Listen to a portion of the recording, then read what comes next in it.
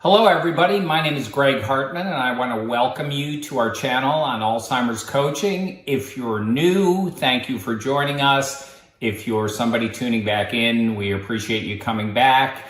And as always, please subscribe to our channel and click the like button on this video if it makes a difference for you. And today I'm actually going to show you a clip of my dad and I communicating. It's probably about a year old.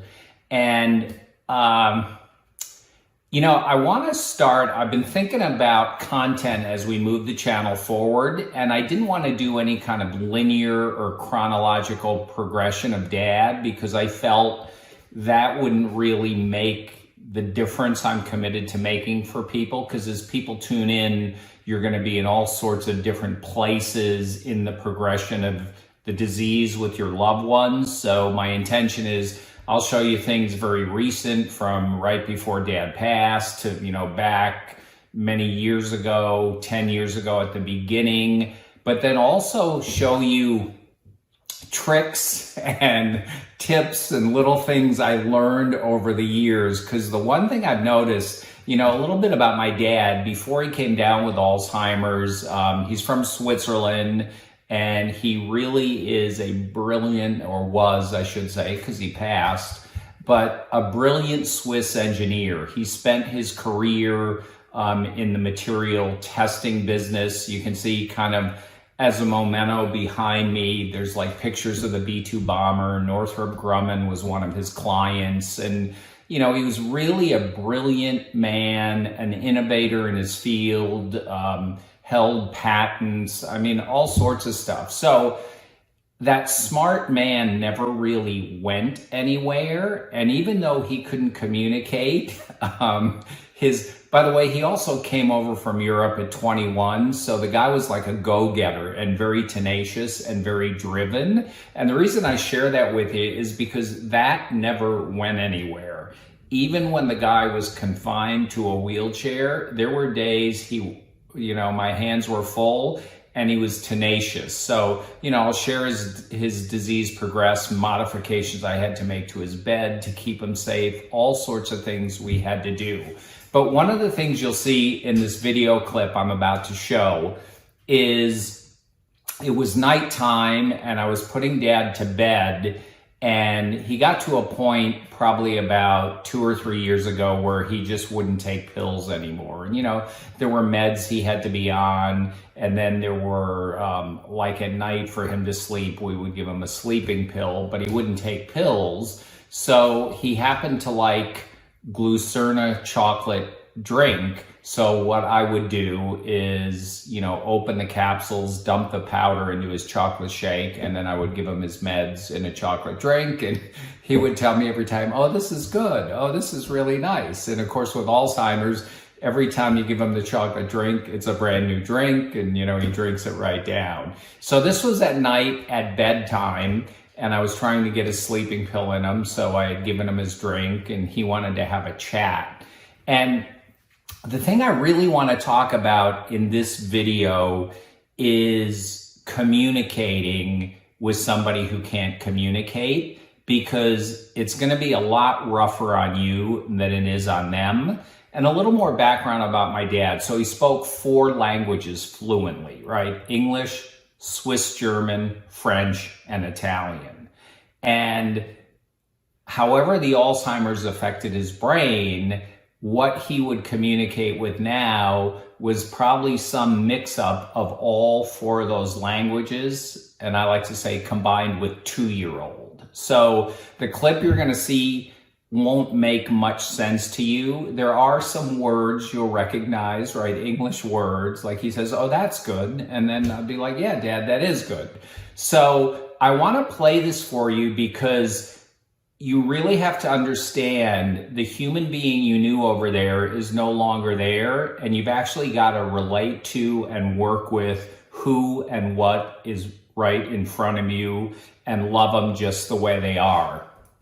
And, a thing that made a difference for me years ago, I led advanced leadership program, and one of the techniques or exercises, I should say, that we did in that program was called the Be With exercise. And it was a very simple in its design, but very hard to do. And the exercise was simply locking eyes with another human being without saying anything. And the intention of the exercise was really for people to just have a freedom to be with other people, like really connect at a profound level. And why I share about that exercise is because you'll notice in the video clip of Dad, you know, I'm holding my iPhone camera off to the side here, but you'll see his eyes. He is like locked into me. And that's how you communicate. You really have to connect with them, you know, eye to eye, and just be with them, just smile with them, love them, and let them communicate. And I found doing that, not only did it make a difference for my dad and bring a lot of joy to him, knowing that there was somebody there to listen to his gibberish, but it was also really fulfilling and moving for me to be able to just be there and allow my dad to communicate however he could communicate, and then still love him just the way he was. And look, a lot of you are just starting to deal with it, and at first it's very hard, because you got to understand, I knew my dad as this brilliant, driven engineer.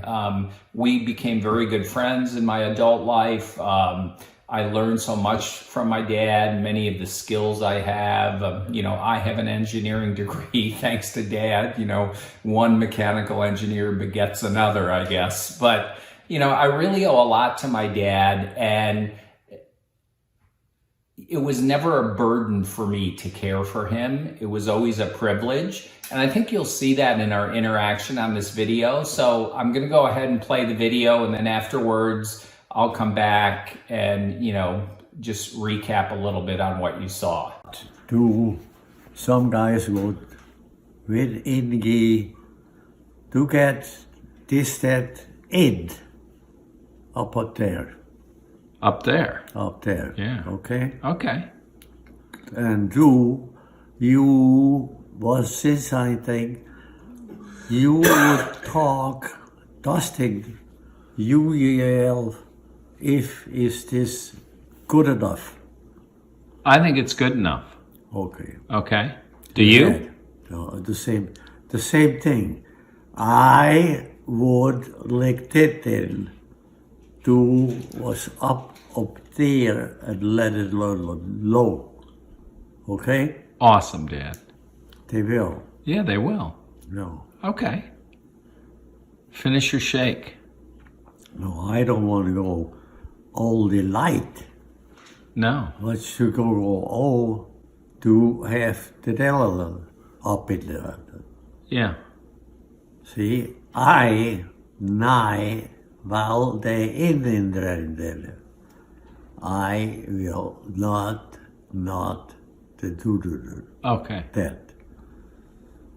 Okay. I understand. And the only thing I would say, you would not fit to do that. Okay. Okay? Uh-huh. I have that here. Where to would not do. That's it. That's it. Yeah. I got it. Okay. Finish your shake. Okay. Finish that. Yeah. Yeah. Drink it. Finish it. There's a little bit left. Yeah, Finish it. yeah, Okay? Yeah, thanks. You're welcome. All the way. Good job. It's good, right? Here, right here. Okay, I'll put it right there. Here, down. Okay. You know. Thank you. Thank you, Dad. Yeah. There is a nation. Uh-huh. That's it. That's it. It's just give somebody away.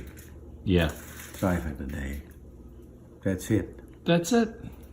I never got that. Never? I would never did it. No. But people would do it. Well, what would people do? Well, they would, but I would never do that. You would never do that. No, I didn't think up, so. Up there. No, that's the point. That is the point. No. Yeah. No. That's it. That's it. I got it. That's the point. That's right. I wouldn't have done it. Okay. You ready for bed? You know, this thing, you know, this thing, Uh-huh. this, okay. It's okay. But it's not this here, this thing? What? Oh, no, not you, the idiot. You know, you wouldn't get it. No. Okay.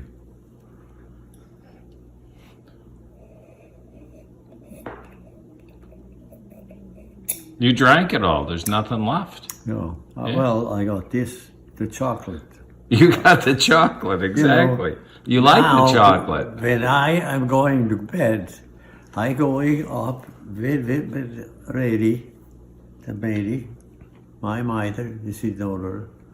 I would go in the lobby in my mirror, and I go the bed. Yeah. My sleep. Okay, that's it. That's it. Eric and I are going to put you It's to up bed. to Okay? here. You know, Okay? no, We'll get ready for bed now. Okay? Okay. no, that's it. That's it. Okay, so you can notice in that video, right, you can really see how Dad is connecting with me, right? He's talking away and, you know, notice most of what he says is unintelligible, right? But you got to play along like, I'm getting it, you know, I'm with you. I understand what you're saying. And there were some nights we would have conversations. I would listen to him that way for literally 60, 90 minutes, sometimes longer. And, you know, when my dad still had facility, right? But we knew he was aging. And I even think he knew he was coming down with something. You know, he got my sister and my brother and I together and he said, look, I want to die with dignity in my own home. I don't want you guys to put me in a nursing home. And, you know, we talked about it and we told my dad we'd honor that. Now, you know, long story short, most of the care burden ended up falling on me. And I know I used the burden word there. It really wasn't a burden. But you know, it gave my dad the last few years of his life the way he wanted to have them. And that was very important to me and important to my brother and my sister. And I think even important to my mom who passed because she watched her dad go into a care facility and not get the level of care he was used to his whole life, but I think even more importantly, deserved. And look, there's a lot of good care facilities out there. There's also a number of not so good ones. And, you know, even though you can get all of the recommendations and have somebody in a good facility, it really comes down to the specific caretaker or caretakers that are taking care of your loved one. So, you know, for my dad, that ended up being us, which I think was great for him. And then we had just a beautiful staff of hospice people that, you know, assisted me in the tough things that take two people, like bathing, you know, cleaning them up, changing diapers, all of that. I did a lot of that on my own, but I did a lot of that with the help of hospice as well. So I just want to wrap up by saying, one, I hope the video made a difference for you and it gave you a little space to see how to interact with somebody at that stage of Alzheimer's and how important it is to really just be present with them, to be loving, to just listen and accept their communication, to play along with it, even though you have no idea what they're saying. Because somewhere over there in my dad's world, you can see as he's talking, he really thinks he knows what he's talking about. And he's clearly communicating something with intention and with vigor and with passion, but whatever's coming out of his mouth, you know, doesn't seem to match up with anything that you can relate to. So it takes some practice. It takes patience. It will test your patience. It will develop patience in you. And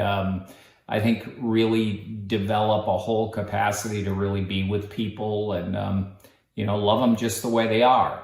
So again, thanks for tuning in. Appreciate all of you that are, subscribing to the channel. And as Sid and I said, we're trying to put out a video a week and maybe more than that if we move forward.